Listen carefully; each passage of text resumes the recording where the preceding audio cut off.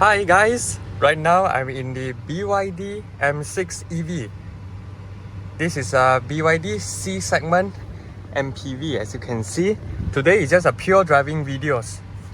I'm going to show you how this car drives because I'm the owner of the Proton Exora, and coincidentally these car sizes are almost identical to the Proton Exora. Both are C segment MPV, but it's without a sliding door, something like Alza, something like that lah. Today I'm going to do a driving videos. Okay, so yeah, before I start, make sure to subscribe my channel, like and share my videos. If you're interested in the BYD M6, do come over to BYD Setapa, which is Car Progression Auto, if you have any inquiries about BYD vehicle. Now we are going to start our driving video. So seat belts on, and I'll leave the panoramic roof open for a little bit more extra lighting. Okay, rear view mirror, dimming light. Now let's go. Auto parking brake auto release. Now we are running on normal mode first.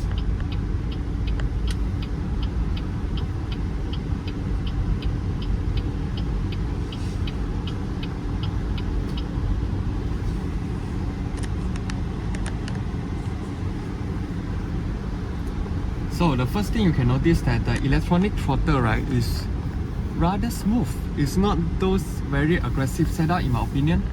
Of course, now we are in normal mode. And disclaimer, this video I'm going to compare it with my own ride, which is the Proton Exora, because both are marketed as a C segment MPV. The sizes are rather similar. So now let's go our first pump and see how the suspension felt. Very refined in my opinion. One notable difference that the Exora is different from the M6 is the rear suspension. The rear suspension of the M6 pretty nice in this kind of price range, right? It offers you a multi-link setup as opposed to rerouting. In 400 meters, keep left. Let me pause for traffic. As opposed to Proton Exora is using the torsion beam rear suspension. So this is one of the things that the M6 is worth getting because of the rear suspension setup. So it actually claims to give you a better rear seat comfort. And the brakes are rather progressive, it's not too choppy. And this car comes with adaptive cruise control. So I just press the button right here. So we are stuck in a jam.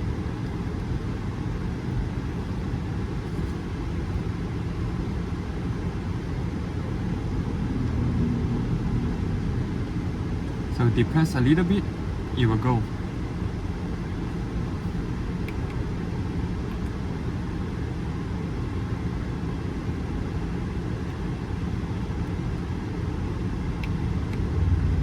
So ACC is activated.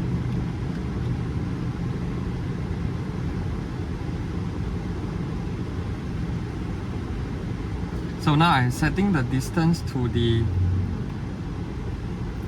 most furthest. So now it will follow the front car, which is the Honda Jazz. So it will brake by itself. So it's a pretty effortless feature if you are traveling on the very high traffic flow, something like here. I'm in Selayang area. You can also set the steering wheel to be actually keeps you in lane. So this is something like a lane keeping assist. So right now I'm actually not pressing anything, but you need to hold your steering because in regulations of the Malaysian government, you need to actually put your hand on the steering wheel, although the adaptive cruise control is actually working.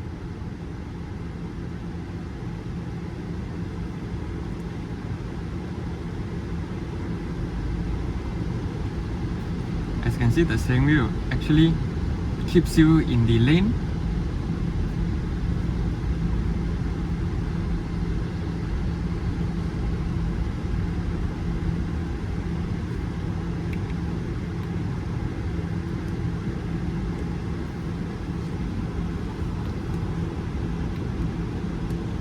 now I'm going to deactivate the ICC because right now we are going to enter a exit which are very busy in traffic, so I need to keep in mind.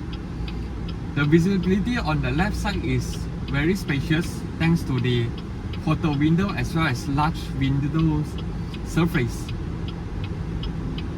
So I can actually see the car quite well. And the side mirrors are not too small because some cars they want to achieve a better aerodynamic, they will actually make the side mirror look very small, which are not practical in my opinion. I think side mirror should be big so that you can see a lot more things on your left. This car comes with a blind spot sensors on the side mirrors panel right there. It's a very busy traffic, so I'm just going to glide through the traffic. And because this is an EV, you do not hear any engine noises coming to you compared to the Proton Exora that I drive. So right now we are exiting the traffic jam area. Now let's go to slightly sportier mode, which is a sport mode. So I'm going to press a little bit of the electric throttle. Power is very immediate, and as you can see the energy meters right here. When I press a lot, you actually show you how much energy they are used from the battery. And when you actually lift off the electric throttle, you will actually go into charge mode, which means they are charging the battery. And you can also set the energy recuperatation to larger, which is stronger. So it will actually charge more battery. But in normal circumstances, we'll leave it in standard mode. Okay, now let's move out from the traffic. Proceed 5 kilometers on M1. Now let's press a little bit more. And let's press full. Okay, one thing that I noticed, because this is a front wheel drive based MPV, so when you press all the way down the throttle, you actually feel the torque steer. So you need to grab your steering a little bit harder so that your car won't go left and right. So this is something that you need to take note if you are considering the BYD M6, because this is not the all-wheel drive variant like the BYD Seal or the Sea Lion 7, the performance. So these are the things that you should take note of it. Now let's drive chill. So when you move a bit outwards from the lanes, the steering wheel will actually vibrate to let you know that you are not in the center of the lane. This is very thoughtful because during long journey trips, the most serious thing that can happen is micro sleep. So by using the vibration and sometimes alarm, it can alert the driver to stay awake, and it will also prevent the accident from happening. So now let's go back to normal mode. Okay, because it's not every day you're going to drive a MPV sportily. In most circumstances, you're going to drive like a normal person, glide through traffic to fetch your kids from school, drive to work, so and so forth. And visibility from the glass house is very impressive in my opinion. Compared to the Proton Exora, I think this is considered an upgrade in my opinion, because some people may have tired on driving a petrol powered vehicle and they want to try electric vehicle. And EV MPV in the market so far in the price range, only the BYD M6 is offering, because others MPV such as the Denza D9 and the Zeekr 009 is actually offered in a higher price range and is already touching the premium segment. I do feel that this car is actually value for money.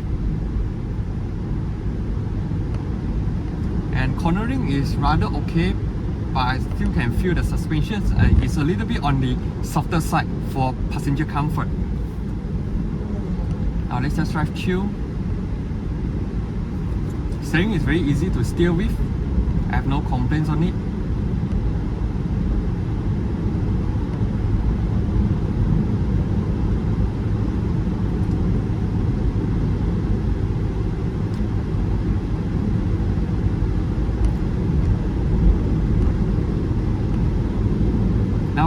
cruising on 80 kilometers per hour.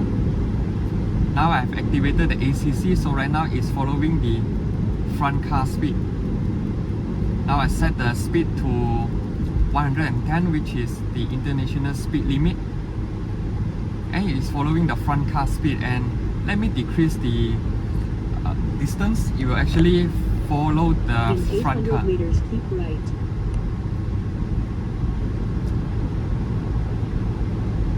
It's actually a very pleasant drive. But I do wish that the seat can be made a little bit bigger, because right now I'm feeling my legs a bit hanging.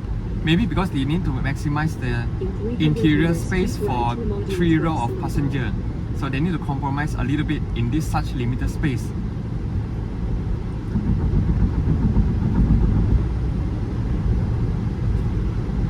Keep right. Now let's step a little bit more.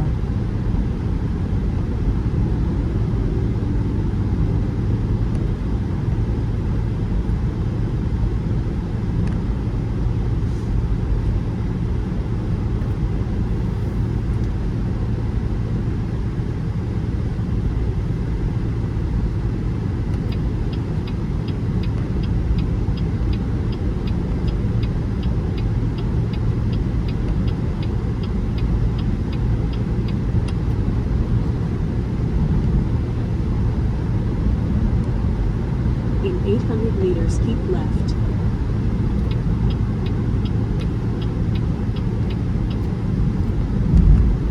Definitely a very comfortable ride.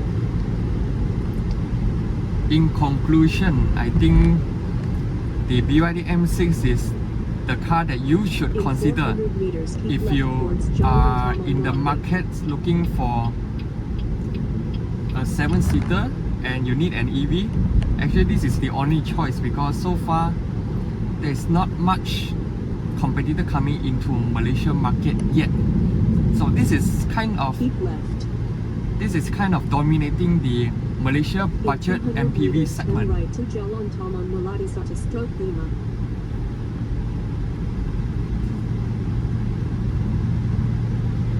Soundproofing is really good in my opinion. In this price range, I have no complaints at all. Turn right. So one-handed. And actually you do not feel this car is Continue lengthy. on current It's road. very easy to navigate. I think this is a good thing for those mothers In or 150 meters, ladies. turn left You can to actually Jalan handle this Taman car Melati quite well. /Stroke 5. Turn left.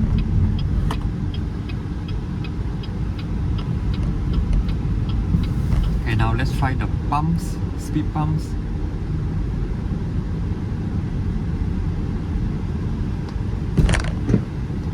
Okay, this is something I need to take note. For EVs, you cannot fly bumps because there's a very heavy battery pack on the bottom. So if you met the bump like just now, you need to actually slow to a very slow speed in order to pass. If not, you will feel a bit jarring in terms of the suspension setup. But during daily consequences, it's very comfortable. Alright?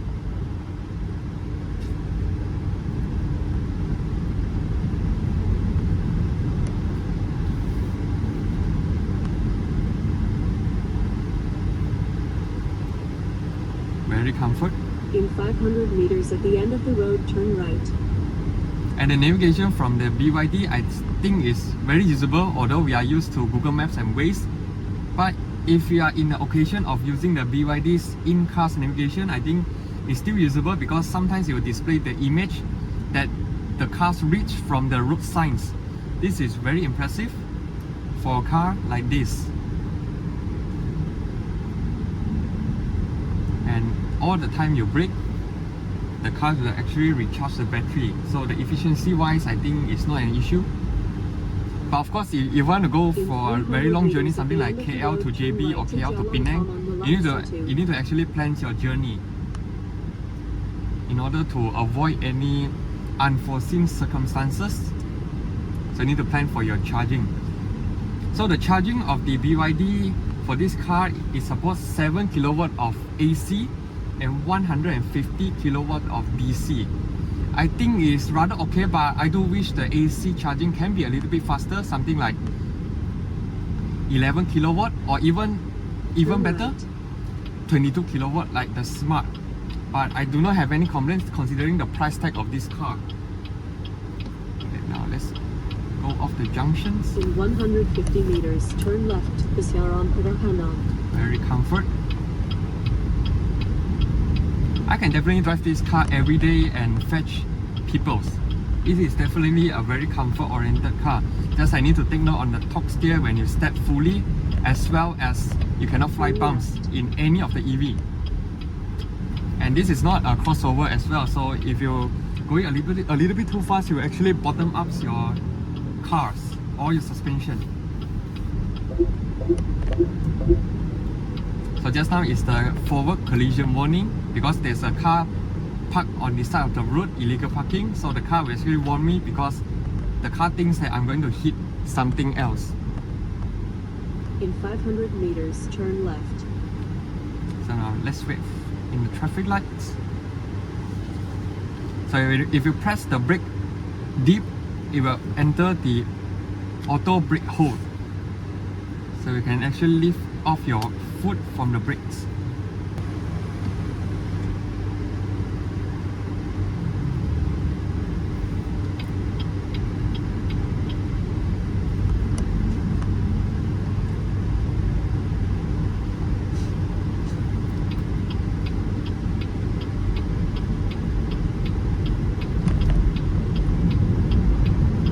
Congestion ahead.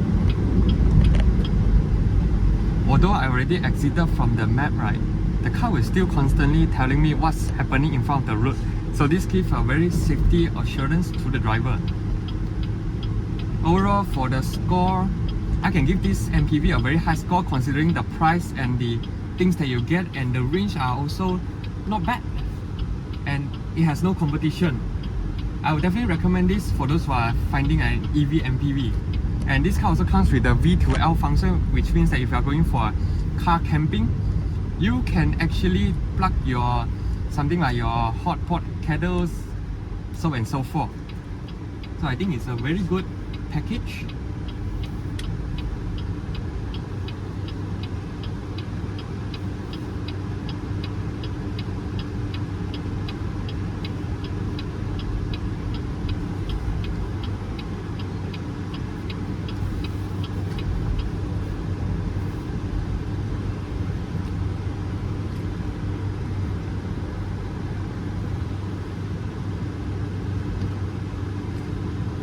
Right now, I'm going to mark my driving video of the 2025 BYD M6. If you have any comments regarding to this car, do comment down and let me know. And be sure to subscribe my channel, like and share my videos. I will see you in my next video. Cheers!